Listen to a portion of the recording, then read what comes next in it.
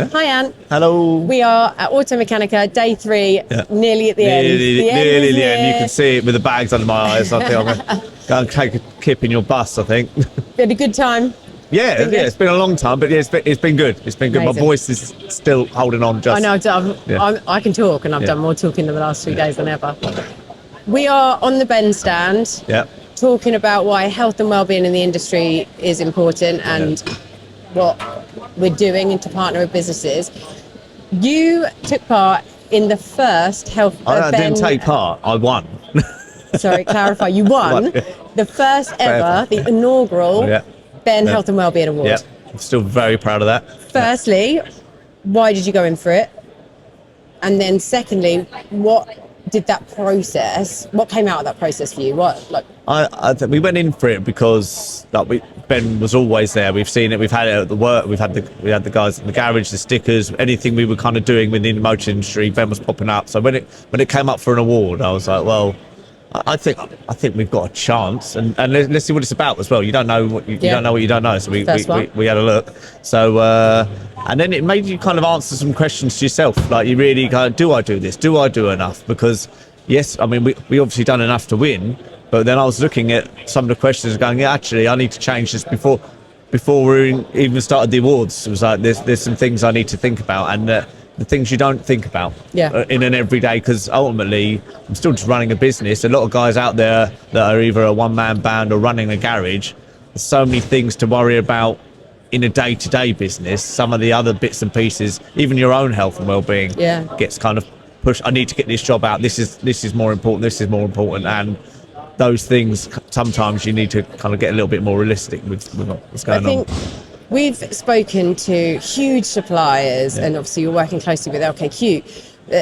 There seems to be some real synergies between how important it is to take stock and the importance of looking after your staff. And Andy Hamilton's we've just spoken and said that it's always the first thing. It always goes to the back of the list. It's always the first. But actually then those problems creep forward. So do you dedicate time to think about the health and wellbeing of your staff and what you're doing? We definitely more than we used to, and it's getting more, and we are seeing the benefits from that as well. Because ultimately, we're all just people. It's not like as much as high these big corporations go, or how big your garage is, or how small it is. Every person is the same, and every person has the same amount. No matter if you're the CEO of Europe or you're the guy that's fitting a set of brake pads, like you still have the same emotions, you still have the same worries, you still have the physical. You can, like the amount of sleep, some people can do a little bit less sleep, but you've still got the same worries, the relationships. They all, no matter who you are, we're all the same. We're all the same. That's it.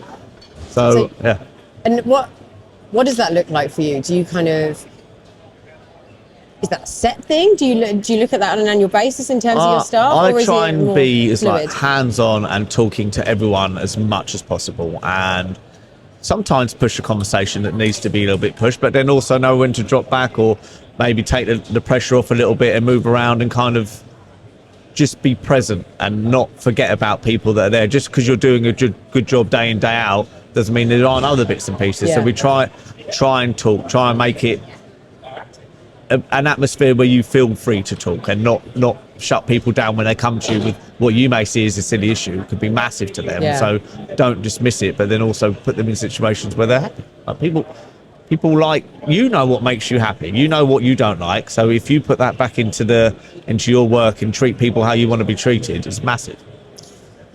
What does it mean to you as a business owner, firstly, to have Ben available to you?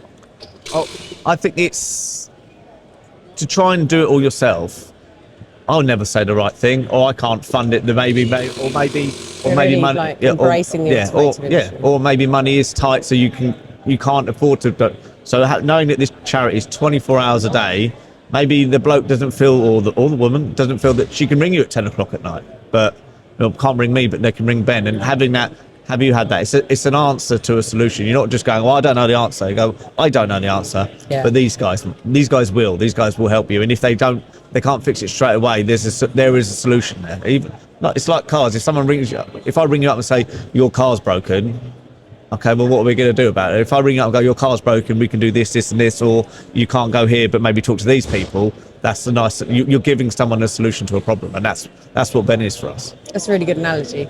And that piece of the puzzle, I suppose, for you guys, like your focus is cars. Yeah. We've just spoken previously about the challenges and the stresses that running a business adds to you. When you are brilliant at fixing cars, it might not be your natural skills, so that adds stress managing a business. So then to then manage people and people's problems. I would say the garage owners that I meet on a daily basis or speak to on a daily basis, we are good at fixing cars, and then maybe we'll open a garage. But just because you've managed to get to a point where you can open a garage doesn't mean I know HR, doesn't mean I know accounts, doesn't mean I know the work-life balance that I need, doesn't mean I know how to manage people or the best way to do it. I just know how to fix cars. That's what. So yes, there is processes that we can do, but you're wearing all those hats as an independent garage owner, and you've got to spin all those plates as well. So to keep all the plates spinning at the right time, it's fucking hard.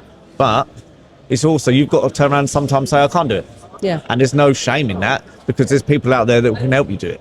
And you've got to be responsible not only for yourself, but if you're taking a team on, you've got to be responsible for those guys. You're not just a person that pays their wage so they fix the cars for you. Yeah. Like, that person is looking to you as their mortgage provider, for kind of their, I'm going to go there 5 times a day, 5 times a week, and I'm going to get paid, I'm going to get looked after, I'm not going to get hurt, I'm not going to be put in a situation where I feel that I can't do something. That's my responsibility. So you've got to take that responsibility seriously, but also if you can't do it, ask, let's talk about it, and then there's always solutions.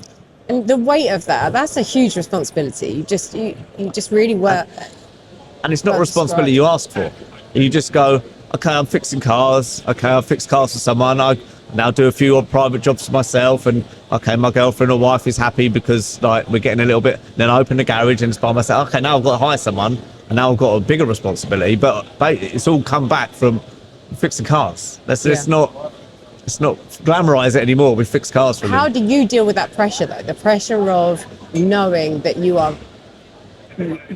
feel responsible for those people and their well-being. I think you just take it seriously and treat people how you want to be treated. If I worked for a garage, how would I want it? What work hours would I like? How do I want to be shouted at 5 times a day for not getting the job done on time? Where am I going to be? Do I want the right tools to be able to go and do this job? Do I want a nice staff room to actually go and take a break? Do I want someone saying, you've probably been working a little bit too much, mate, go and take 15? That's what I'd want for me. So what I'm kind of trying to do is treat people how I would want to be treated. And if we go with that, is that acceptable for me? No, then I'm not going to do that to somebody else. That's how I do it. Amazing. You've done some crazy stuff for us over the last few days. Have you enjoyed it? How important is it that people get involved? I tell you what, if I've done something that makes one person laugh and then brought one person to ask what Ben is, it's all worth it. I like the crazy stuff. That's not crazy. That was a normal Tuesday. And thank you for your ongoing support. You've been incredible. Yeah, no worries. Just lastly, all other business owners that don't have Ben in their business, what? Well, you've got no excuse. Do you know? You don't have to pay for it, and just look into it. Spend 10 minutes. You can doom scroll on your phone looking at stupid videos of me or many other content creators. Just spend 10 minutes, go on the Ben website and just see. You'll be surprised what can do it, and there's no excuse not to do it. There's no charge. There's no anything. You've got no excuse. 100% beneficial with 0% negative. Yeah, amazing. Thank you so much for taking your time.